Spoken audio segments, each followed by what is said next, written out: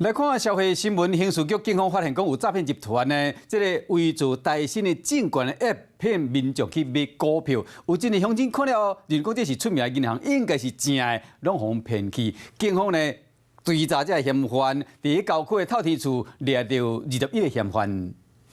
警察骑盾牌，犀利向前行，正手搁换伫咧墙顶，提悬警戒。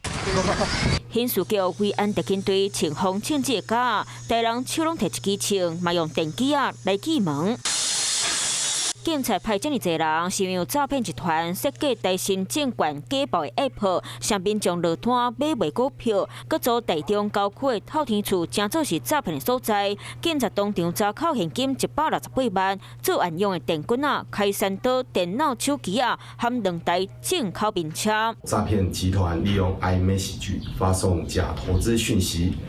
引导民众使用伪造之台新证券 APP 进行股票买卖。点去正港台新证券 App 顶面的图和诈欺集团用的图根本拢一模一样啊，互民众拢看不出来就是真的。等到资金落去，无法度换钱，才反互骗去。21个嫌犯嘛，互以洗钱防治法、刑法诈欺罪嫌，互移送法办。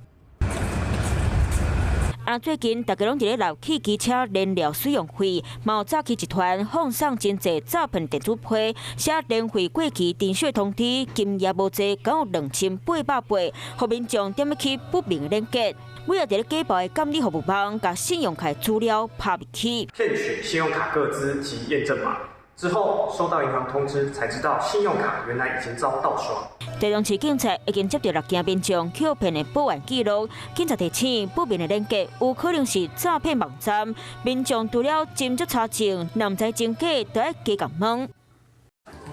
华视新闻看起来，赶快订阅我们的华视新闻 YouTube 频道，欢迎按赞、订阅、开启小铃铛，最新最及时的资讯要提供给你。